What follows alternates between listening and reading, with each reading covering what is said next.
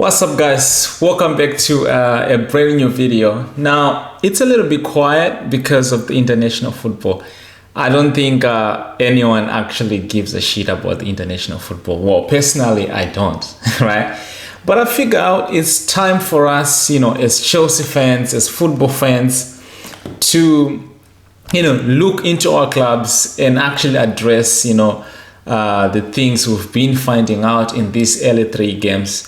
I know it's too early to sort of like judge how the season is gonna go, whether it's gonna be a failure or whether it's gonna be a success. But I thought, you know what? Let's make a video today. Let's give people something. You know what I mean?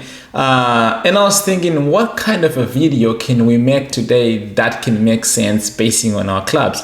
Obviously, like I said, there's international football clubs, in the international football that's going on. And we've been seeing a couple of trainings, at Cobham, maybe 10 people, 9 people in some days.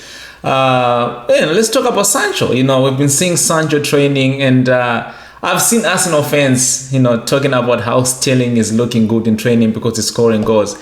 Now, Sancho is also looking good. Yes, he's been scoring good in training. So that's nice to see, because you don't want to give your rivals a player that is going to end up doing good, and then you end up getting a player that is not going to doing good.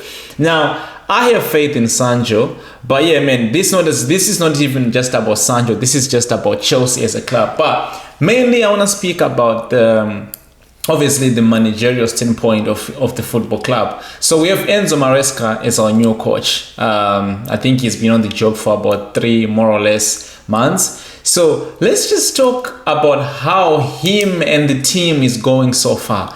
Now, like we always do, there is always going to be positives as well as negatives. So I would like to actually address the positives first. But let me say this, right? Let me say this about my coach, and this has got nothing to do with football. I just thought, let me just say it, because why not? Enzo Maresca, my coach, he has aura, if that's how you even pronounce it, because this term or this word has been used so lightly as of lately. And I just thought, you know what? Let's talk about it. I think when I look at Enzo Fernandez, I look at aura. When you look at a person and you just feel proud to say, yeah, that's my coach. No, Diddy, but you just go, that's my coach. That's how I see when I look at Enzo Maresca. I think he is that guy. Maybe it is too early to tell, but we can even look at the way he's been taking on these press conferences, the way he's been answering to these reporters. The man has aura, and he's got sense of humor too. And that's nice to see from a coach, because I remember when Pochettino was at our club, I stopped listening to his post-match interviews, pre-game interviews. I stopped listening to those conferences because the man wasn't even as charismatic as as a person I would want to sit down and listen to. I know it's not politics, but even if even if we're talking about football, I still want someone to have that kind of charismatic in him, so that I can actually sit and listen to him. So that's my first point. I'm happy with my manager. I look at him and I feel happy.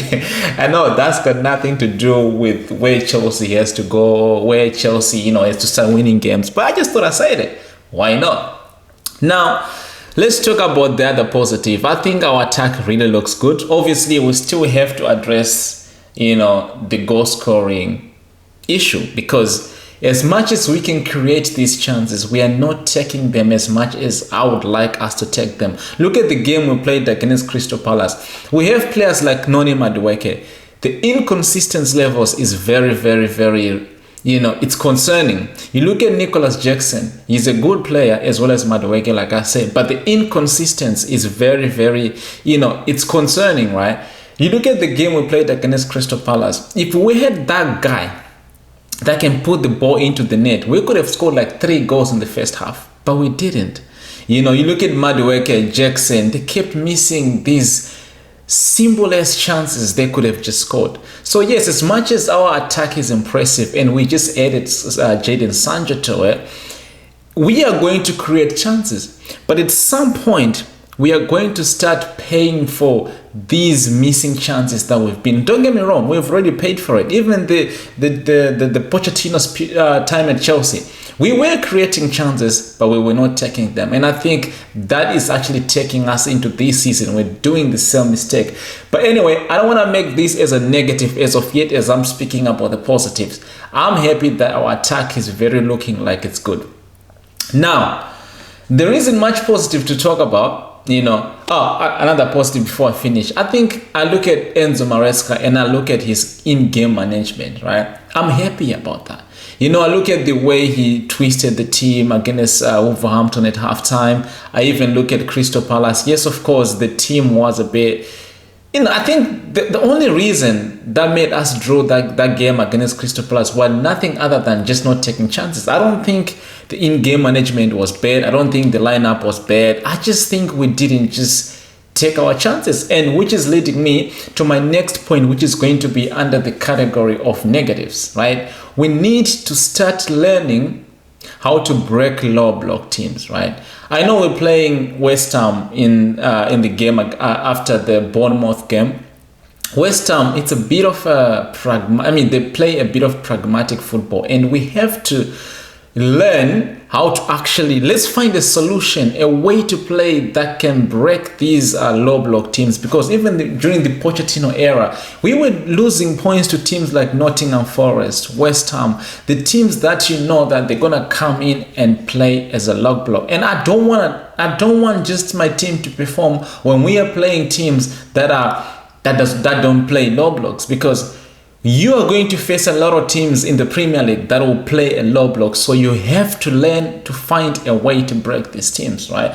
That's my other concern, actually my main concern. I know we're playing position-based football, but it doesn't make no sense just keeping moving the ball from left and right and center backwards. I need to see more progressive football in terms of attacking the box of the opposition, breaking, play in between the lines, play in short spaces. I need to see, maybe Sancho will help us doing that, because we've seen what he can do when he was playing at Dortmund. So hopefully he can be one of the guys that can actually help us to break these lines. Another concern that I have for Chelsea under Enzo Maresca right now is our defense.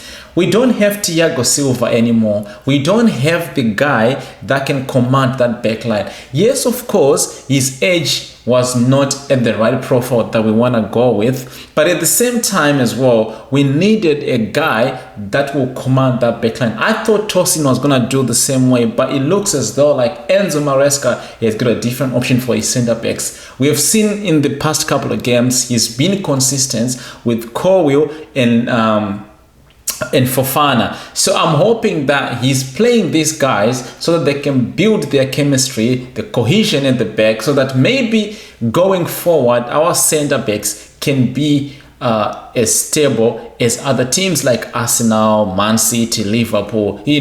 They can maybe go to that point where they understand each other. Now our right backs and left back, they're okay, even their backups, because you got Cucurella and Renato Veiga at the left side, and then you got Malo Gusto and Reece James on the other side. I'm not worried about our fullbacks. I'm worrying about our center backs. Now, another concern as well is our midfield. Look, yes, we have Enzo Fernandez, Caicedo, and Lavia. These were all expensive midfielders, and at some point, you kind of have to feel like you have to play all of them, but it shouldn't go that way, because at the end of the day, you look at our squad, it's not only the midfield that was expensive. If you can take some of the wingers out, which we were expensive, surely you can bench players like Enzo Fernandez. I think he needs to start from the bench.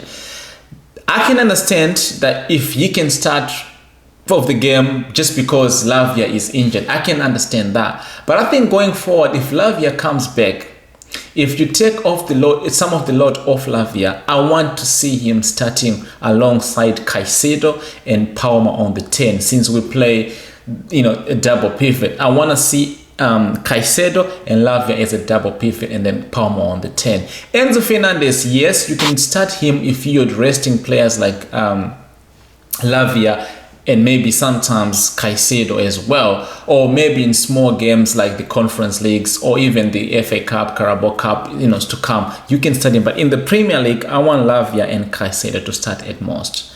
So that's my other thing. We need to find solution in that midfield. We can't keep doing the same thing with Enzo Fernandez and Caicedo. It's not working. It's never worked. Even though you saw last